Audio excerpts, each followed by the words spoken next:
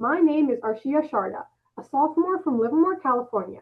Last summer, I had the opportunity to train a medical image classification model at Stanford AI for All program.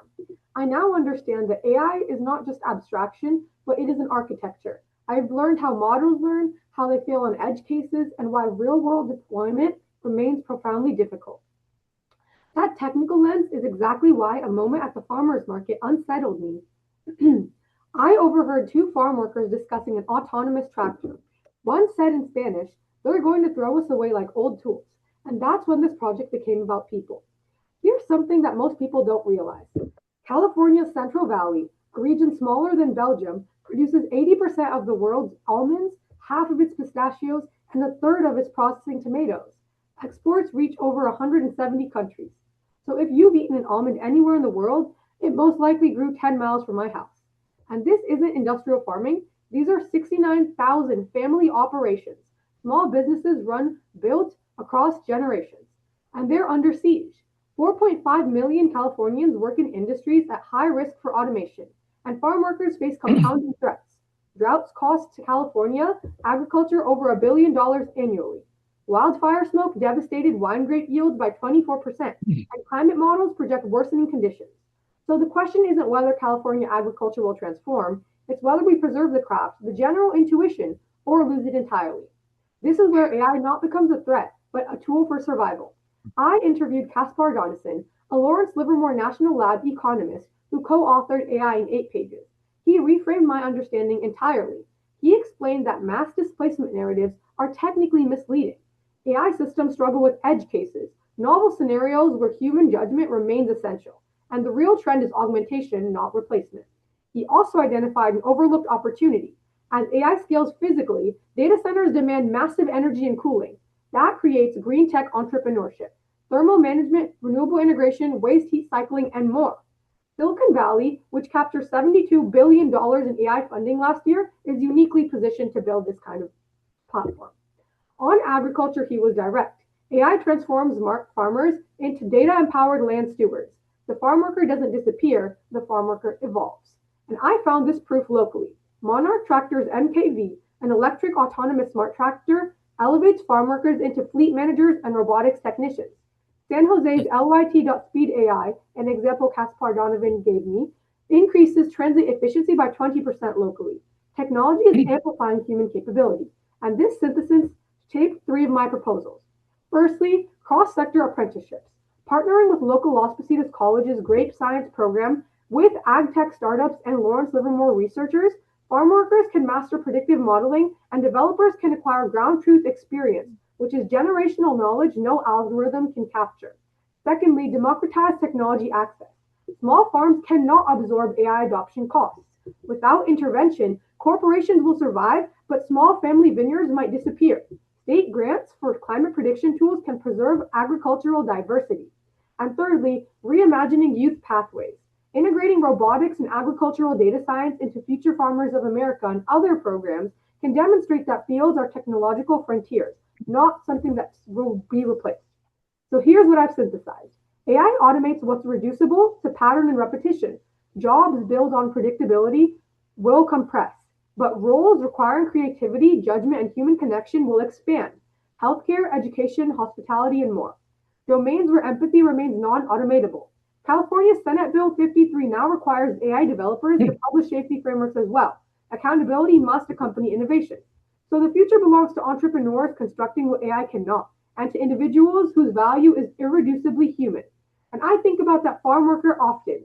My proposal exists because I want to prove him wrong, not through optimism, but through infrastructure, investment, and intention. The future of work doesn't just happen to communities like mine, we can architect it. Thank you, and I'm ready for questions. Thank you. And Professor Howard Lin is ready with a question. Hi, Arisa. Very good presentation. Yeah. And you mentioned transformation several times, entrepreneurship. I love those words. You even have a proposal for transform agriculture in California. That's really good. Now, I want to ask these different questions since you said you're writing code all the time. So you kind of tech savvy. Maybe I can ask you a question, a definitional in terms of AI. So you mentioned the human-centered AI. What exactly is this human-centered AI?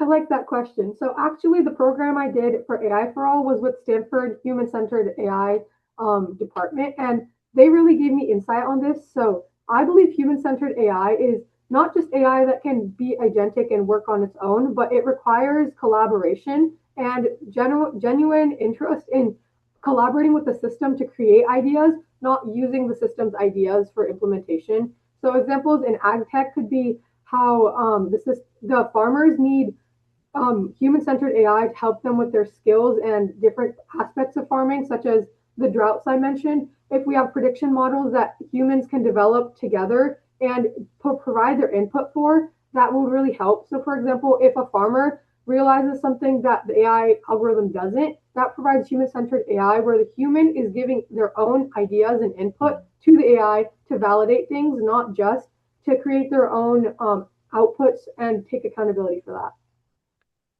Thank you so much. Thank you. Mhm. Thank you. Thank you both. And Catherine Cole, have you a question? Yeah, thank you. And yeah, thank you for this fantastic presentation. I found it really interesting that you're focusing on agriculture, which often doesn't attract much attention. So I really value your effort in trying to solve the local problems that are there and that you're bringing forward this very important topic. My question. When we are looking at the world of AI, things become very complicated. And not everyone, as we're looking at how people are educated, not everyone enjoys academic learning, enjoys technology. There are a lot of people that are working better with their hands. They're incredibly good at imagining things, building things, developing things.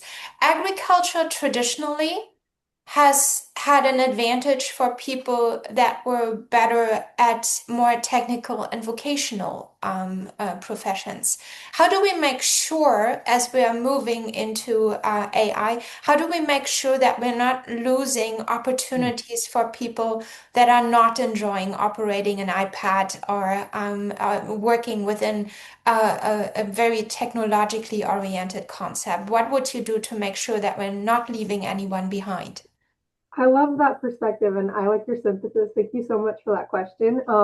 I definitely agree. There's a lot of people who don't really work well with tech. Genuinely, there's people who are really creative out there, but they don't really like the whole coding part and the systems part. So I really understand that perspective. And part of my proposal was introducing these kinds of things with technology in different programs like Future Farmers of America. So I believe that can help integrate it with them, give them some background knowledge, but allow them full creativity. So I believe that if there are farmers out there, such as senior citizens who already have their culture made, they know what they're doing, they're having creative liberty in their fields. We don't want to pressure them to use AI, but we want to give them opportunity. And I think that with the synthesis and this huge job market for entrepreneurship with AI, ag tech startups can collaborate with these creative people and provide that perspective with technological expertise. So I don't think we have to like force upon this technological side. Not everyone has to be an expert in robotics to run a tractor. I think also we can have people or farmers integrate specific technicians on their team. So we allow a balance of creativity and technical skill. It all really comes down to the balance and human-centered part because we know that the humans who are really creative but not technologically capable or educated in that way, they need some more opportunity and guidance to learn more about this field. Because if I was a student learning about agriculture and I was taught about robotics, that would be a really big shift. But if I had a mentor to work alongside me, or like the program I said we could have at the college with the ag tech startups and the farmers, I think having a collaboration with different aspects and different perspectives of people makes human-centered AI more impactful. Thank you for your question. Thank you very much. And I just want to at this point give a shout out to all of you. These are fantastic presentations. And I also value so many of you speaking in your second or third language. So big kudos to everyone. Thank you, Arshia. This was a wonderful presentation. Yeah.